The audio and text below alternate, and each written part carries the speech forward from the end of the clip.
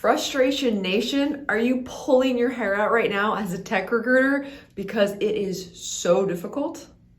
Check out this video right now and I'll talk about what I'm frustrated about in hopes to help you.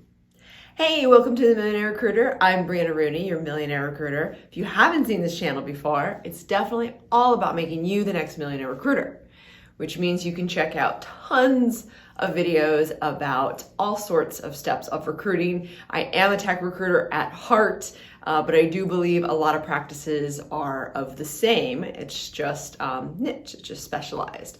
So definitely check out every Thursday at noon. But today I want to talk about the frustrations. And this is actually one of the first times that I really made it about tech, because I got to be honest, I don't know if all industries feel what tech feels. It's like the Wild Wild West is what I keep saying it's like. Here's the thing.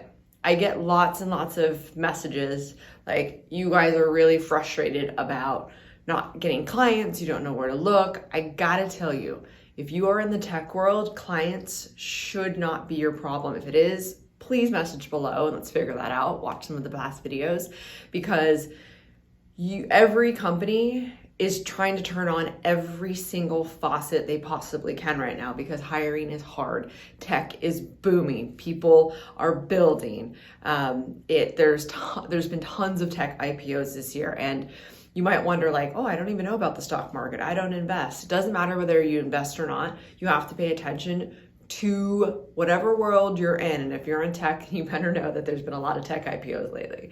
So let's talk about frustrations and how we really deal with it. Of course, I always tell you to put that smile on your face, but I do know that it's hard to do sometimes because you just want to. For us, what's going on is we've seen a big drop in closing percentage. So it makes me think to go back to the fundamentals. Sometimes the fundamentals work really, really well, and sometimes it's a crapshoot, and it's because there's so much competition, especially when you work with top tier clients, they want top tier talent. Even if you work with mid-tier clients, they want top tier clients, right? That are top tier candidates. That's what happens. And so communication right now could not be more important. Being very straightforward could not be more important. You have to help the company through this because they need all the help that they can get. And let's be serious, you also need to close all the deals you can. You need to help the candidates that you work with. The candidates right now 100% have the power.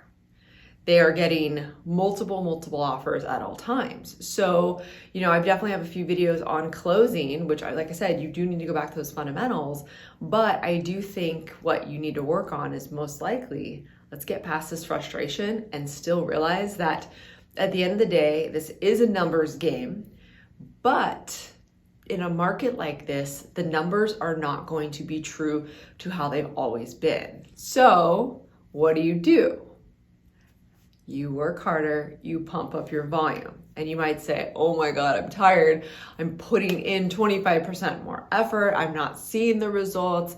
Guess what? You will get through this. And I will tell you that clients will remember you always. If you help them during this time, always. And another thing that as I start another company, Talent Perch, which is more of an RPO model, so I'm more internal now, I do see that contingency is helping clients with top of funnel, which to me means you might want to introduce a couple new strategies in order to still get money per month, because you're still doing some pretty hard work, right?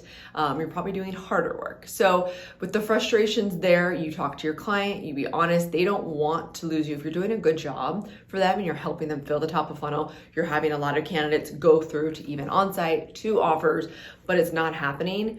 Don't ever beat yourself up on it. The only time to beat yourself up on an offer that was not closed is if you dropped the ball. What does that even look like? That's a whole other subject. But I think by now, hopefully, you know how to handle a process from start to finish. So do not get frustrated when things do not close. It is going to shift. There's no way that the market can stay how it's been for the first quarter all the way into the end. So because I do believe in the recruiting gods, it will come back, but you have to stay in the game. You cannot get frustrated. Well, okay, this is about frustrations. Get out your frustrations. The way I get out my frustrations, well, I definitely exercise. I think that that is what keeps me sane. But it's also good to read a little bit, stay involved in the community. I like to pay it forward, which is exactly why I do these videos. Honestly, this brings me sanity as well. And again, let's touch on really quick, you have to just get out more work and you have to move faster. Now, candidates, I'm gonna say something, you guys can agree with me or not, but the thing is that candidates right now may or may not remember you. Sad. It is, because we're introducing them to all sorts of wonderful, amazing things. But the bottom line is they have so many opportunities right now. They are finding it hard to even wrap their minds around or even go on the website like they're supposed to, because clients or companies are not caring. They're just kind of wanting a really good person in that seat that they hope they can hire. So in order to bring your own sanity and not have those frustrations, you need to be very clear with your candidates on to be professional, to make sure they are indeed interested, because right now is not the time to just boost your interview numbers. That's not what's going to happen. You have to make sure that they are interested. You need to sell more. You need to be more on top of your game. And you need to have more conversations about what the candidate actually wants. There's no shame in that game when you pull them out of a client. If you're pulling them out of an interview, because all you're doing is you're saying, look, do you want to interview with Google or not? Like, are you interested in, are they in your top 3? I would always go to bat for someone if your client is in their top 3. That means you have a chance, and that means the client has a chance, and then you have to be very, very, very vocal with that client. So, and it's okay to also talk about your frustrations to your client. They're having the same exact thing, and honestly, talking about it more and more and more and very openly is such a good thing. It feels so good. And you're not complaining, you're not being negative, you're just being real. They feel it, you feel it. If you don't bring it up, it's like this elephant in the room, and then frustration nation is like just everywhere. So have a down-to-earth talk with your clients. Figure out what they can do. Maybe they don't always have to have the gold medalist candidate. Maybe they'll do silver. Maybe they'll do bronze. You know, like there's all sorts of different ways to do things. And then it's also time to put this on them. They need to up their closing game as well.